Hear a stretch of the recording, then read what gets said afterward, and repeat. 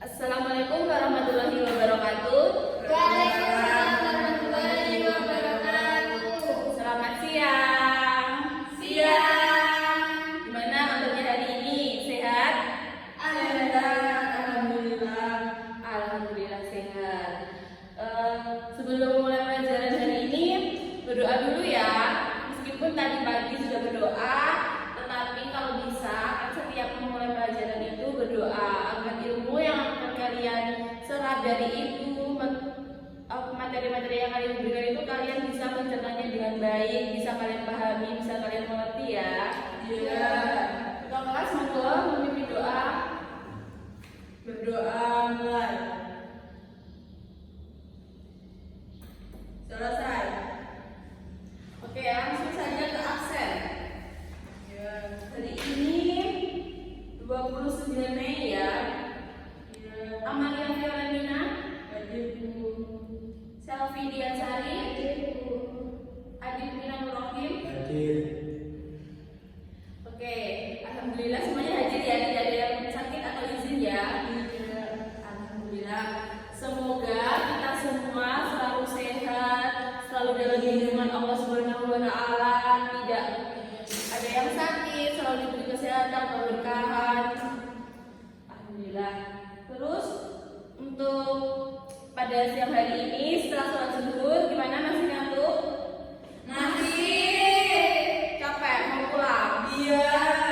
Tunggu sebentar lagi ya, 2 jam pelajaran lagi kalian bisa langsung pulang istirahat di rumah. Tapi kalau ngantuk gini enaknya senang gak sih peregangan gitu biar gak ngantuk? Iya. Ayo semuanya berdiri, peregangan dulu sebentar. Ayo berdiri, ketua kelasnya berdiri dong. Berdiri. Oke, yang pertama bagian kepala. Dihitung ya ketua kelas. Ya, 1, 2, 3, 4, 5, 6, 7, 8. Ke bawah. 1, 2, 3, 4, 5, 6, 7, 8. Tangan. 1, 2, 3, 4, 5, 6, 7, 8. Tangannya satunya. 1, 2, 3, 4, 5, 6, 7, 8. Kaki, tapi mohon maaf ya ibu pakai rok jadi nggak bisa ngangkat tinggi-tinggi. Iya. Gua kalian hitung dulu. 1, 2, 3, 5, 6, 7, 8. Satunya. 1, 2, 3, 4, 5, 6, 7, 8. Gimana, masih ngantuk? Sudah tidak Bu? Alhamdulillah.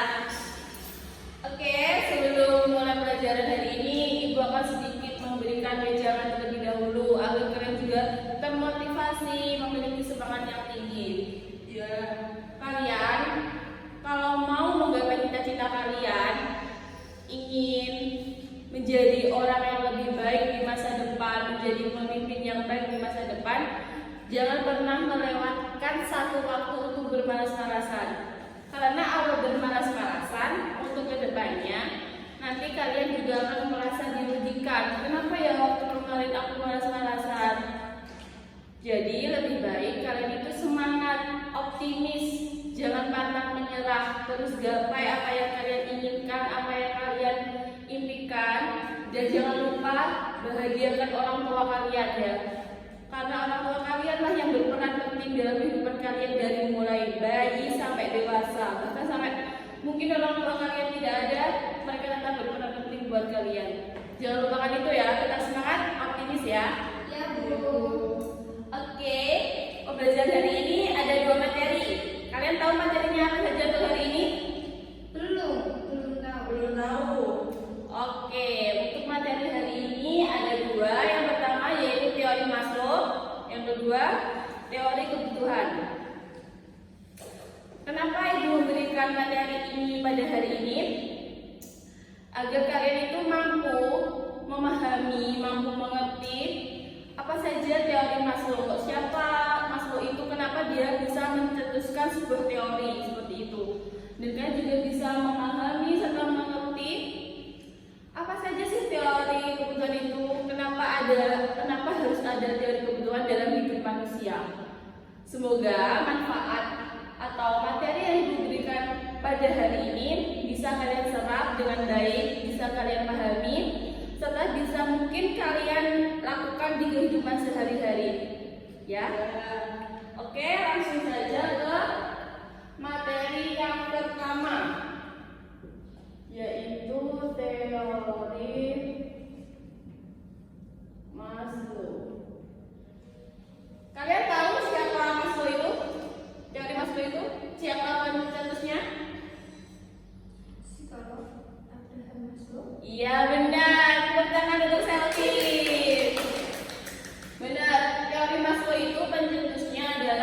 Abraham Maslow di dalam makalahnya yang berjudul A Psychology of Human Activity. Di teori Maslow ini dia menjelaskan tentang kebutuhan manusia. Di kebutuhan manusia itu terdapat 5 tahapan yang setiap tahapnya itu harus terpenuhi dari yang terendah sampai ke yang tinggi. Jadi tidak bisa langsung kalian menyelesaikan kebutuhan itu dari yang tertinggi. Kalian harus menyelesaikannya dari yang terbawah, bertahap ke tahap-tahap yang lebih tinggi, seperti itu. Di 5 tahap ini, yaitu yang pertama tahap fisiologis. Ada yang tahu tahap fisiologis itu apa? Gimana, ada yang tahu? Yang makanan, minuman, tidur itu. Iya, tahap fisiologis itu adalah tahap kebutuhan manusia yang paling utama, yang paling diutamakan. Jadi misalnya gini, kebutuhan akan pangan, papan, sandang itu termasuk dalam kebutuhan fisiologis atau kebutuhan yang tidak dapat tertahankan. Di contoh simpelnya seperti ini, misal Amalia saat ini merasa lapar, dan tapi pada saat itu juga dia ingin membeli misal skincare ya. Nah, pertama, apa yang dalam pikiran kalian, hal apa pertama yang akan Amalia beli terlebih dahulu, yang akan Amalia utamakan? Makanan atau skincare? Makanan. Betul.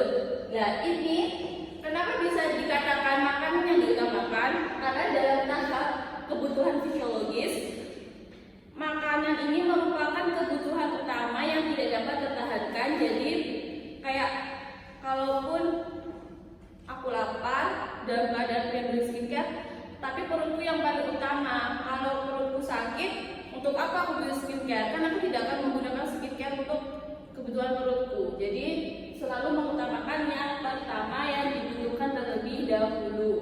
Paham? Paham. Oke, kalau paham kita langsung lanjut yang kedua, kebutuhan akan rasa aman. Ada yang tahu kebutuhan akan rasa aman? Gimana, ada yang tahu? Kalau belum tahu, Ibu jelaskan dulu. Ibu jelaskan saja, Bu. Oke, kebutuhan rasa aman ini tahap kedua dari teori Maslow. Setelah kebutuhan fisiologis terpenuhi, barulah kebutuhan akan rasa aman bisa terpenuhi. Kebutuhan rasa aman adalah kayak misalnya kita merasa aman, kita merasa dilindungi dari rasa takut, cemas, dari kriminalitas ataupun perang, terorisme seperti itu. Jadi kayak kita itu berada di lingkup aman kita. Jadi kita itu kayak gimana ya? Misalnya di sana ada terorisme.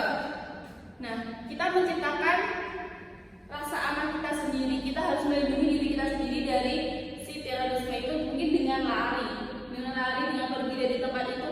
Nah, dari situlah kita bisa dikatakan harus menyelesaikan kebutuhan akan rasa aman.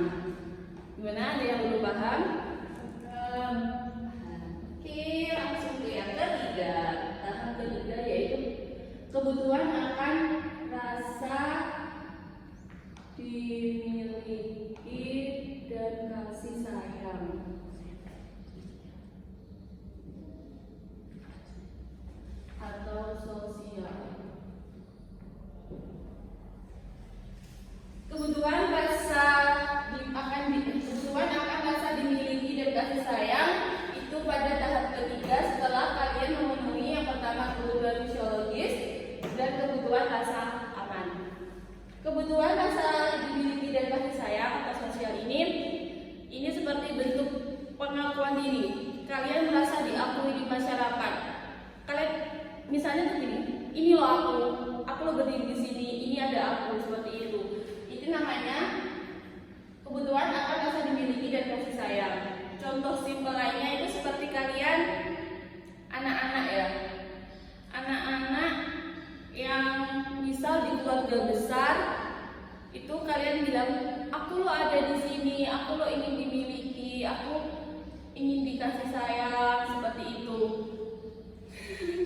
Gimana, paham? Atau lebih jelas lagi? Paham. Oke, paham. Terima kasih ya. Langsung ke yang keempat. Ada yang tahu yang keempat tahapnya apa? Ada yang tahu? Tahap kebutuhan akan penghargaan. Betul. Tahap kebutuhan akan penghargaan. Ini tahap keempat ya, dari teori masuk. Ya. Tahap akan penghargaan akan kebutuhan tahap kebutuhan akan penghargaan ini ada dua, penghargaan rendah dan penghargaan tinggi. Dalam tahap rendah, ada yang tahu apa? Perbedaan dari perbedaan dari tahap kebutuhan akan penghargaan yang rendah sama yang tinggi, ada yang tahu? Kalau yang rendah Ya, itu kebutuhan untuk menghormati orang lain, kebutuhan akan status, ketenaran, kemuliaan, dan pengakuan. Sedangkan kebutuhan yang tinggi itu seperti kebutuhan akan diri diri, termasuk perasaan, keyakinan, kompetensi, prestasi, dan penguasaan. iya betul sekali Mbak Vio. Terima kasih ya. Tepuk tangan untuk Mbak Vio. Jadi kebutuhan akan penghargaan itu ada dua, yang pertama rendah dan tinggi. Tadi sudah jelaskan Mbak Vio, apa sudah paham? Yang lain? Ya, langsung yang kelima saja kalau begitu. Iya. Yaitu tahap akan aktualisasi diri. Tahu nggak tahap ini itu tahap apa? Ini tahap pencapaian terakhir dari 5 tahap yang dicetuskan oleh teori Maslow. Ini tahap tertinggi. Apa? Gimana? Enggak jadi. Nggak jadi. Enggak jadi. Ya, ini kan tahap tertinggi ya. Tahap terakhir. Tahap ini itu kayak besarnya ego manusia. Besarnya ego manusia ingin gimana ya? Menunjukkan ini loh aku. Oh, mohon maaf ya. Ini ternyata ibu salah. Ingatnya ibu aktualisasi. Jadi ternyata aktualisasi harga diri ya.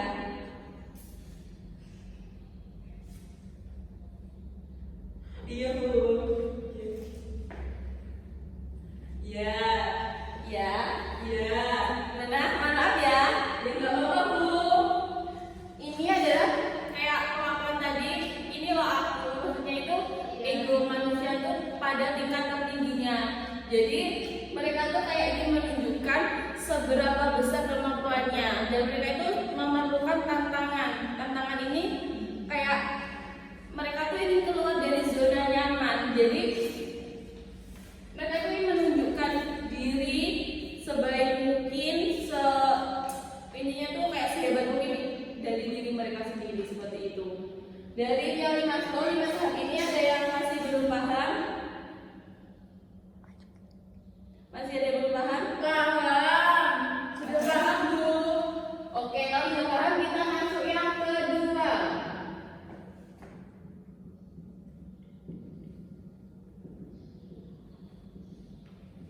Teori kebutuhan. Ada yang tahu? Dari kebutuhan Kebutuhan itu apa?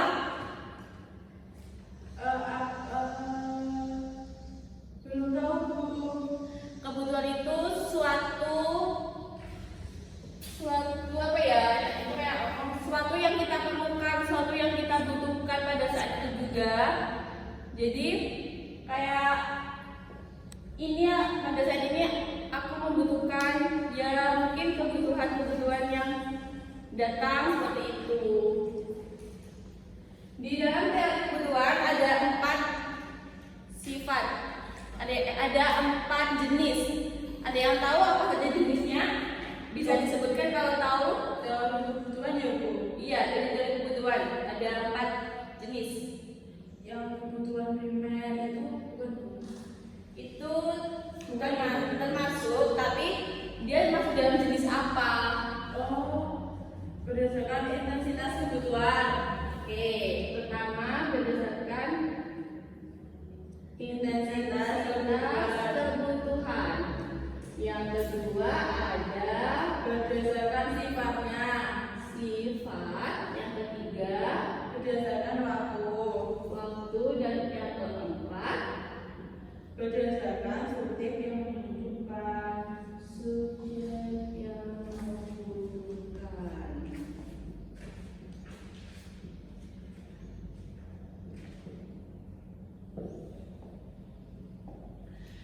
Di dalam teori kebutuhan ini ada 4 jenisnya. Yang pertama intensitas kebutuhan, yang kedua sifat, 3 waktu, dan 4 subjek yang membutuhkan.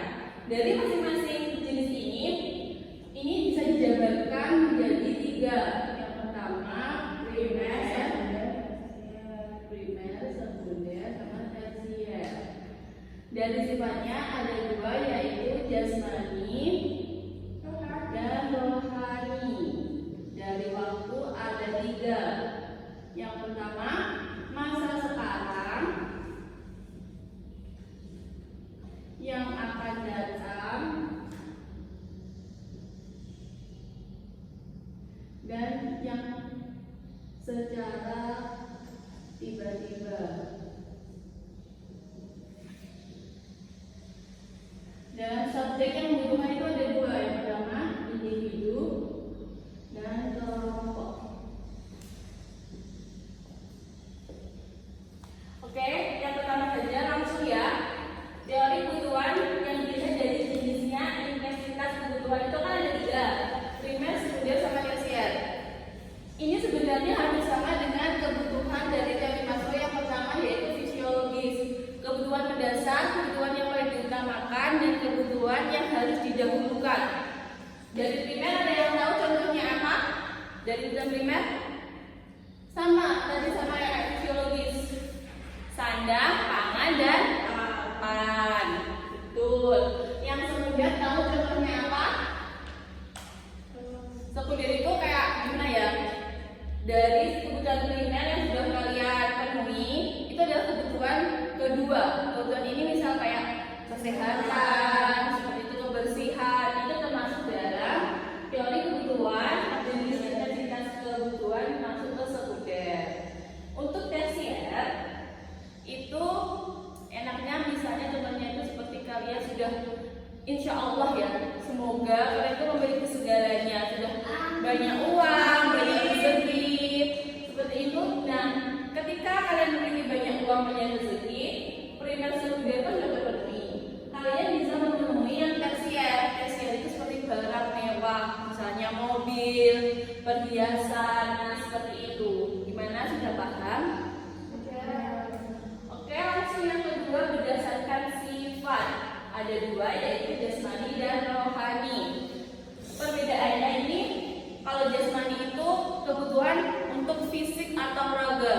Misal kalian berolahraga agar tubuh kalian tetap sehat, tetap fit, tidak ada terjadinya penurunan imun. Apalagi di masa pandemi seperti ini, kalian harus berolahraga ya, jangan lupa minum obat juga, minum vitamin maksudnya. Terus jangan lupa makan makanan yang bergizi. Langsung yang kedua dari sifat itu ada rohani. Ini kebutuhan batin. Jangan lupa berdoa. Itu termasuk dalam kebutuhan rohani. Jangan lupakan doa, jangan lupakan ibadah. Karena sebaik-baiknya penyelamat hanya Tuhan kita ya.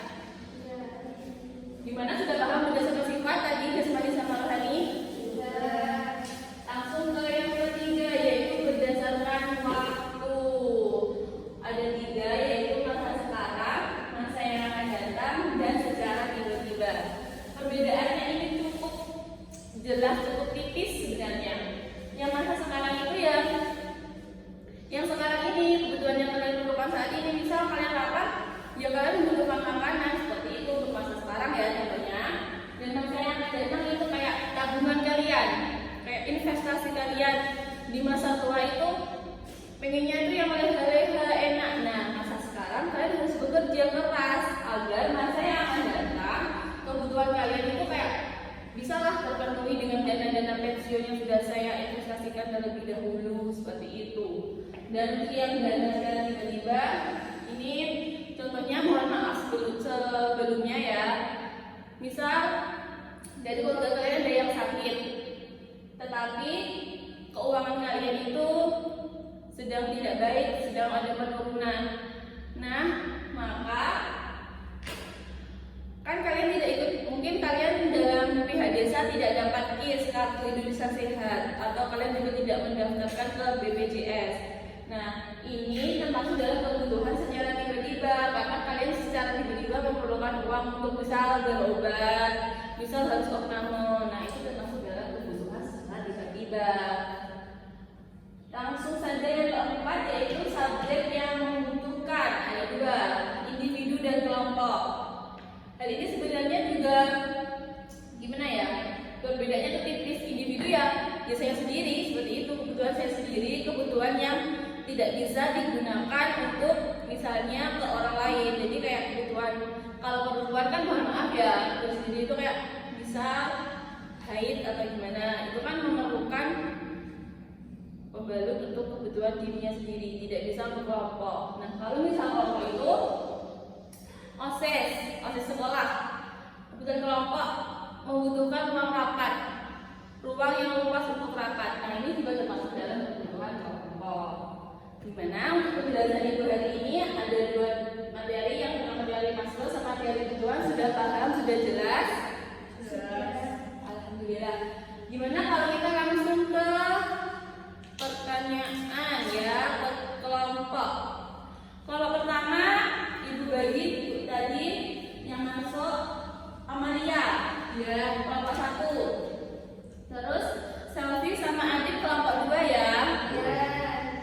Oke, pertanyaannya mohon maaf karena ibu tadi belum mengirim, jadi ibu bacakan ya, kalian tulis. Sebelum itu kita kilas balik ke kebutuhan rasa aman dan kebutuhan akan rasa dimiliki dan kasih sayang. Kalian tahu nggak sih kalau di Indonesia itu sebenarnya terdapat banyak kasus bullying? Ada yang tahu kasus bullying di tingkat pelajar? Ini kasus bullying ini harusnya termasuk dalam tahap dari Maslow yang mana? Kasus bullying tahap yang mana? Menurut kalian itu masuk ke dalam rasa aman atau rasa akan dimiliki dan kasih sayang? Kasus bullying.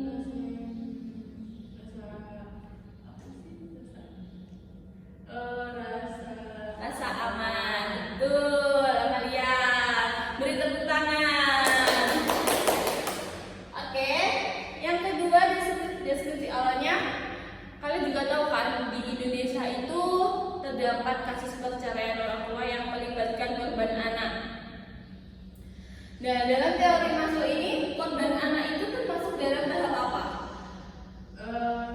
Tahap kebutuhan akan rasa kasih sayang. Ya, betul. Jadi untuk pertanyaannya, untuk kelompok pertama, bagaimana pendapat kalian tentang kasus bullying yang akhir-akhir ini kerap terjadi pada pelajar, dan apa efeknya bagi kesehatan mental jika dilihat dari teori kebutuhan Maslow? Tunggu selesai dulu ya, saya mau juga pertanyaan. Yang kedua, bagaimana pendapat kalian tentang kasus anak yang menjadi korban dari perceraian orang tuanya, dan dorongan atau motivasi apa yang mereka perlukan saat ini jika terjadi, dan jika dilihat dari teori kebutuhan Maslow? Tadi kan sudah yang pertama bullying di rasa aman, dan kasus perceraian di rasa dimiliki dan kasih sayang. Ibu beri waktu 1 menit ya untuk mencari jawabannya dari masing-masing kelompok.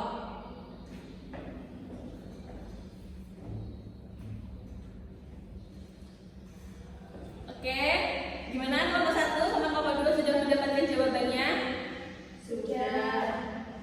Monggo dijawab jika sudah menemukan jawabannya. Kelompok 1. Kalau menurut pendapat kelompok 1, menurut secara pribadi kasus bullying ini merupakan kasus yang berat atau juga bisa dikatakan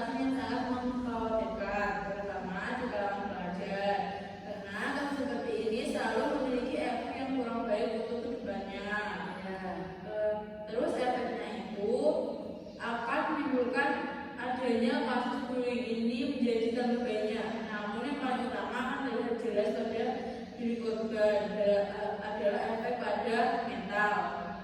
Efek dari kesadaran mental inilah yang akan selalu ada di diri korban, salah satunya memiliki rasa cemas dan takut akan suatu hal, dan hal ini akan terjadi jika tak ada dorongan semangat dan perlindungan dari orang sekitar. Iya, Bu. Bagus sekali dari kelompok 1, beri tepuk tangan. Kelompok 2 apa sudah? Sudah, Bu. Ya, gimana untuk kelompok 2? Jawabannya? Menurut kelompok kami, kasus perceraian orang tua yang menjadikan anak sebagai korban sangat disayangkan. Karena pada dasarnya hal ini bisa berpengaruh besar terhadap kondisi psikis anak itu sendiri.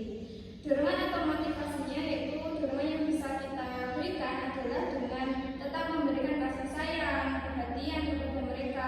Terlebih orang tua tetap harus menyayangi, mengasihani mereka dengan sepenuh hati agar mereka tetap merasa keberadaannya diakui, seperti itu.